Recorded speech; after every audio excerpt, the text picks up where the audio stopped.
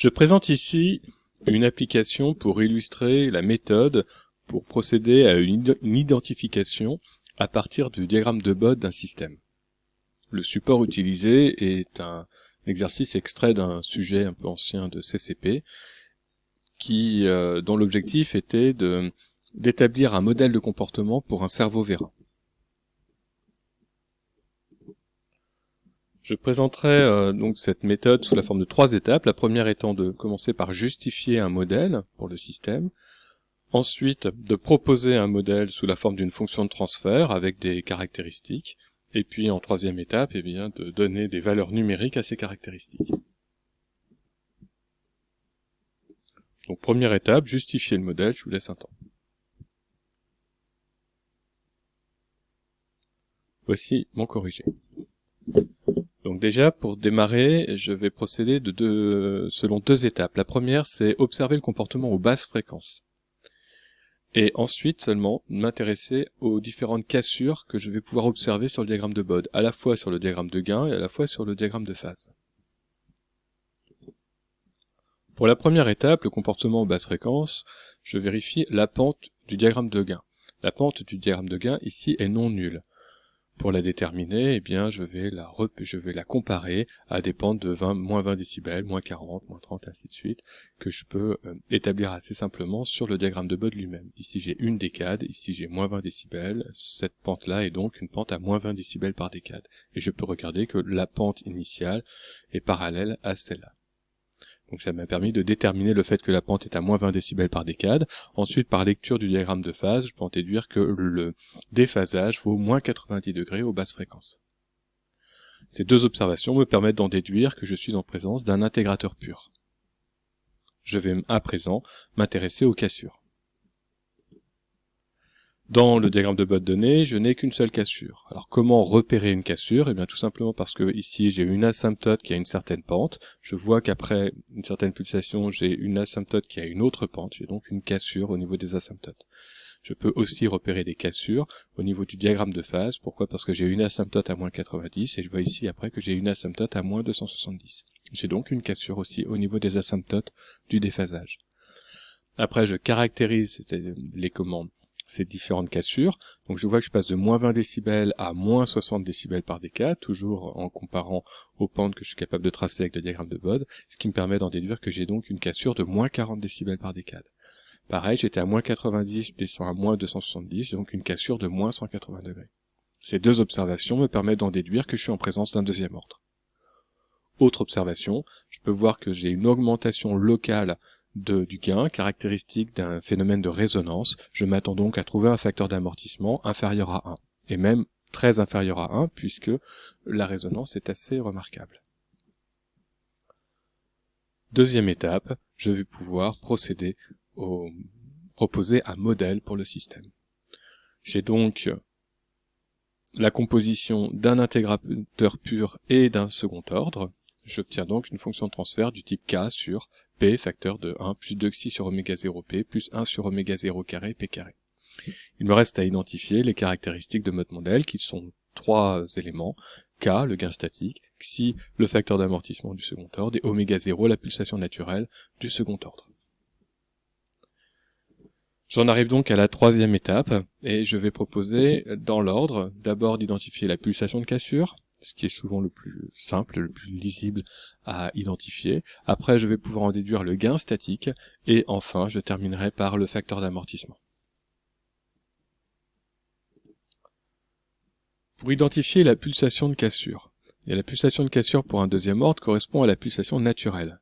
On peut la déterminer de 2 façons, soit sur le diagramme de gain avec l'intersection de mes 2 asymptotes, soit grâce au diagramme de phase, si j'arrive à clairement voir à quel moment j'ai observé un déphasage de moins 90 degrés, c'est-à-dire le déphasage milieu au niveau du déphasage des 180 degrés du deuxième ordre.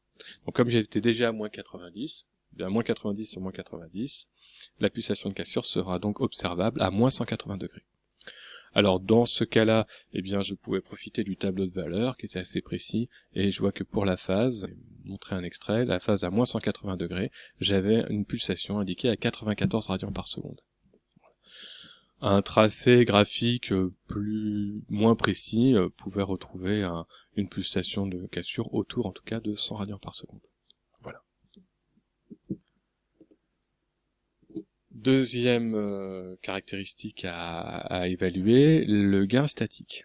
Donc, pour le trouver, je vais me placer en amont de la cassure. Donc, dans cette zone-là, en basse fréquence, et je considère qu'en amont de la cassure, eh bien, le deuxième ordre ne se fait pas sentir encore, et donc, je n'ai que le gain statique et l'intégrateur pur. C'est-à-dire que j'ai une fonction de transfert de type K sur P. Maintenant, pour identifier, une fois que je me suis dit qu'en basse fréquence, j'avais un modèle K sur P, eh bien, j'ai deux façons de le faire. Soit je cherche l'intersection de l'asymptote de l'intégrateur pur avec la pulsation unité, soit j'évalue le gain à une pulsation particulière. Alors, si je veux regarder ce qui se passe à la pulsation unité, comme c'est pas dans ma plage de fréquence, bon, je pourrais prolonger ma pente. Je me rends compte que ma pente est à moins 20 décibels et qu'elle passe par moins 20 au bout de la décade qui vaut 1. Et donc, du coup, je peux en déduire que je passerai à 0 quand je suis à la pulsation 1 radian par seconde qui vaut log d'oméga égale 0. D'accord? Donc, je peux en déduire qu'effectivement, le gain sera nul ici.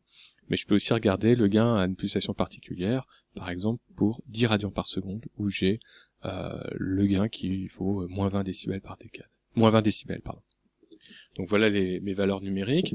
Le modèle K sur P me permet d'en déduire que le gain s'exprimera sous la forme 20 log de K moins 20 log d'oméga. Je rappelle que cette expression-là n'est valable que pour mes pulsations basses, c'est-à-dire que tant que mon second ordre n'influence pas les résultats, et j'obtiens les deux résultats dont je parlais. Quand on est à l'intersection de l'asymptote, on se retrouve avec le gain pour 1, et le gain de 1, eh bien, je remplace oméga par 1, ce qui fait que ça annule ce terme-là, et j'obtiens directement 20 log de K. Voilà pour comment identifier le gain statique avec un intégrateur ou un dérivateur. Et sinon, ici, comme je n'étais qu'à 10, je peux écrire que le gain à 10 vaut moins 20. Il vaut 20 log de K, moins 20 log oméga remplacé par 10, moins 20 log de 10. Log de 10 vaut 1, donc moins 20 log de 10 vaut moins 20, on a moins 20 égale 20 log de K à moins 20, ce qui fait que 20 log de K doit être nul, et on retrouve encore que K égale 1. Voilà, donc ces deux méthodes, bien sûr, arrivent au même résultat. D'une évaluation du gain statique à une. Alors regardez les unités, oméga 0, pensez bien à mettre des radians par seconde. K, eh bien j'ai marqué USI pour dire que c'est les unités du système international, ça c'est à voir en fonction du système que vous avez étudié.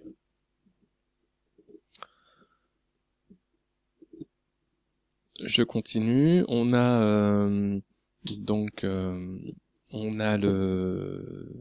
va maintenant identifier le facteur d'amortissement, et pour cela, la méthode qu'on va utiliser, c'est de calculer le gain à la pulsation naturelle. On sait que pour un second ordre tout seul, donc là, sans l'intégrateur, sans les autres fonctions de transfert qui sont composées, d'accord, qui sont composées pour faire le système complet, et bien pour un second ordre seul, on sait qu'on a le gain à la pulsation naturelle qui vaut 20 log de K sur 2xi. Donc j'utilise cette propriété-là pour pouvoir écrire le facteur d'amortissement de tout l'ensemble. Attention, là je suis obligé de prendre ma fonction de transfert complète. Ma fonction de transfert, c'est h de p égale K sur P facteur du deuxième ordre. Donc si je fais le gain de tout l'ensemble, eh bien c'est le gain, par exemple, du second ordre K sur 1 plus 2xi oméga 0 P plus 1 sur oméga 0 carré P carré, qui vaut de mon 20 log de K sur 2xi à la pulsation naturelle, et puis le gain qui vient de l'intégrateur 1 sur P, c'est-à-dire moins 20 log de oméga 0. J'aurais aussi pu décomposer complètement les choses en disant c'est le gain du gain statique, 20 log de K, le gain induit par l'intégrateur naturel, moins 20 log de oméga 0, et le gain induit par le second ordre de gain statique unitaire, donc 20 log de 1 sur 2xi. Maintenant je fais l'application numérique, K vaut 1, donc mon 20 log de K il vaut 0, moins 20 log de oméga 0 il reste là, et puis mon plus 20 log de 1 sur 2xi qui est égal à moins 20 log de 2xi, ce sont les propriétés arithmétiques de la fonction logarithme. Et tout ça, c'est égal à quoi? Eh bien, à moins 19,5 décibels, j'ai réutilisé la valeur qui était proposée dans le tableau. Je peux donc en déduire, j'ai donc oméga 0 est connu, je connais tout, j'ai n'ai plus qu'à identifier, à isoler xi, et j'obtiens cette relation-là, et j'obtiens xi égale 0,05. Je rappelle que xi est sans unité.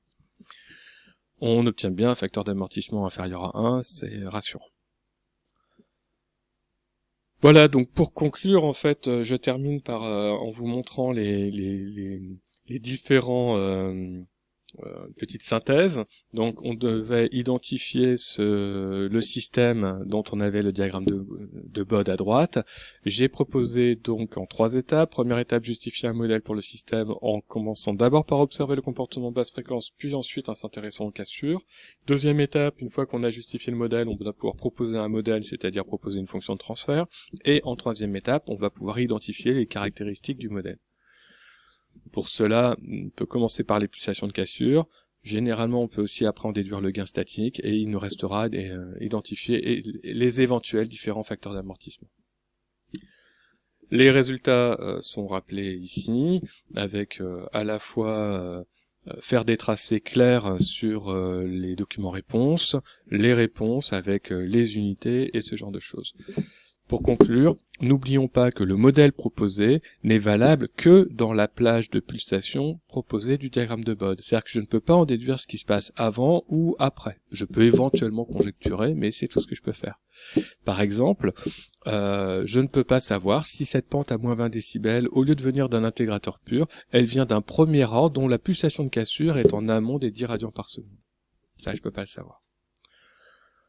Voilà pour cet exercice qui présente une méthode que vous pouvez appliquer pour d'autres éléments pour identifier un système, identifier un modèle de comportement à partir d'un diagramme de Bode.